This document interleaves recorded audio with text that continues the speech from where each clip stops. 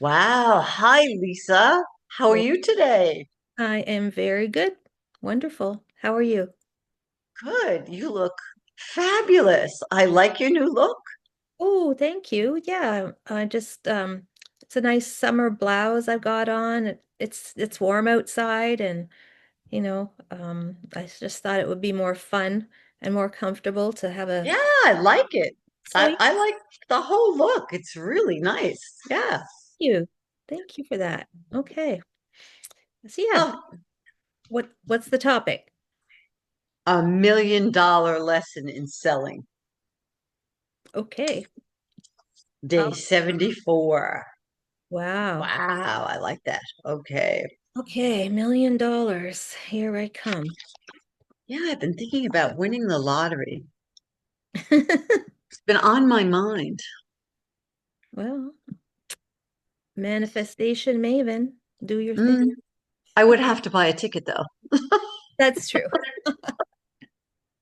Haven't gotten that far yet. No, no. Oh, wow. Yeah, I think it's your turn, isn't it? I think so. Yeah, go I for it. know it sounds really strange, but from day to day, I actually don't remember. I It know. seems like last year. I know it was just yesterday, but it really Everything does seem like a very long time ago. Yeah. everything's a blur. Yeah. Okay. Doesn't matter. Day 94, $1 million lesson in selling. We all know that no one can predict the future. We may not know the specifics, but we can control our destinies to a great extent. If we continually strive to succeed, we eventually will. If we give up and make excuses for our position in life, it'll never get better. One of the most valuable lessons I have learned about responsibility and my ability to control my future occurred as I sold life insurance to work my way through Southwestern Oklahoma State University. It was the perfect job for me. Just out of the Navy, I was a serious student with a family. I could attend class in the morning, make sales calls in the afternoon and evening, and earn a decent living. I had a good fortune to work. I had a good fortune to work for Glenn H. Wright, a former teacher and one of the best sales trainers I've ever known. When he recruited me, he was head on training for the corporate office, but he longed to return to his homeland of Weatherford. He opened a general agency there, and I worked for him. It was like having a professional trainer around the clock. Glenn quickly taught me how to measure my effectiveness by keeping accurate records of all of my activities. I soon learned that my sales volume were not left to chance. It was entirely within my control. Sales resulted from my giving presentations. Opportunities to give presentations resulted from making calls. I wanted to make more money. All I had to do was make some more calls. My effectiveness improved as I became more skilled, but the principles did not change. The most important lesson I learned from that experience was that some activities made more money and some didn't. Filing and office work were important, but they were activities that could be done at any time. Only activities directly related to selling were profitable. I learned to do the profitable tasks as long as I had the opportunity each day, and to do the unprofitable tasks when it was too late in the day to call on customers. I've carried that lesson with me for decades. I've shared it with hundreds of others in my writings, seminars, and speeches. It is a lesson that has given me a competitive edge in everything I have ever attempted. The second most valuable lesson was related to me by Wayne Billou, who said, "You'll make a lot more money by listening than you ever will by talking." One of the nation's top printing salesmen who for many years personally sold between $8 and $10 million worth of printing annually. Today, Billou heads up Communilink, a Lake Forest, Illinois-based communications company, but he still spends most of his time in the field meeting clients, reviewing projects, and selling. I first met Billu almost 25 years ago. I had just graduated from college and landed a position with a company based in suburban Chicago. Billu was making cold calls in my building, and he asked the receptionist if he could see the guy who bought printing for the company. Having spent my college years working in sales, I wanted to meet a guy who had enough guts to go to the door in an office building making cold calls. I gave him a couple of printing jobs, and I soon found that Billu was an exceptional person.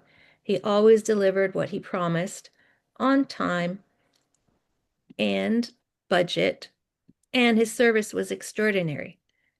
There were never any nasty surprises when he was on the case.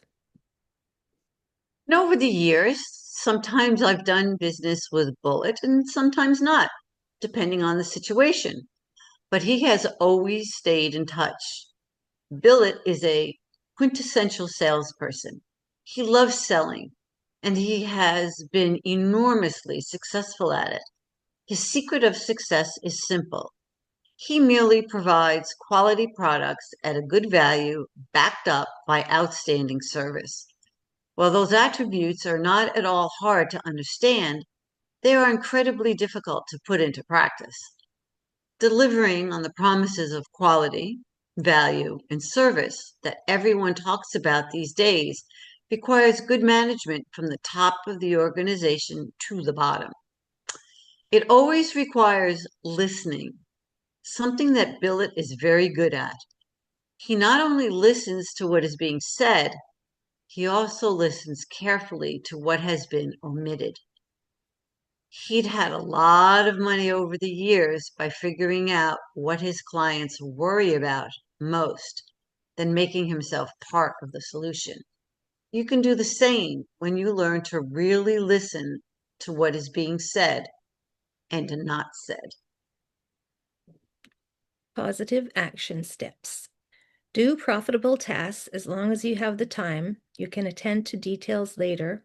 Keep a record of your activities to find the most profitable times to perform each task. Listen at least as much as you talk. Right. Listening is something you have to practice because most people listen with in their head space for what they want to say next. Mm-hmm. But just to listen takes something. Yeah, I understand that. Hmm. Yeah. That's really, really another great lesson. You know, I might even miss this book after we finish reading it. This is really, really, really a valuable book. It is. Yeah. Yeah. Well, we'll have to So, read it again. Let's read it again in 6 months or something like that. okay, that's a good idea because it really is. It has great ideas and Mhm. it really has changed me. Mhm. So, Yeah, cool. on Monday, on one of the calls, Cleona was talking to me and she said she's never ever heard me complain about anything and she's never seen me with with a negative face ever. Yeah. Well, I acknowledge you for that.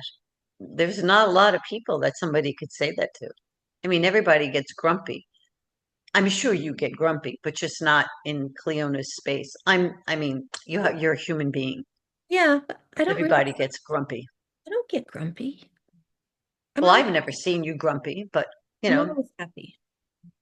Always, good. yeah, it's a That's better good. way to be.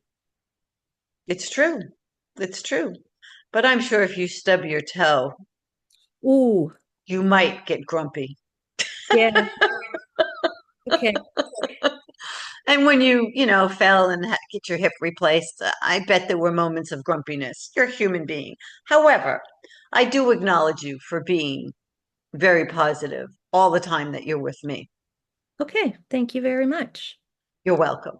All Well, right. go take your wonderful positivity and spread it around in the Okay, universe today. will do. Yes, ma'am. Okay. Take Okay, care. see you tomorrow. Okay, bye-bye.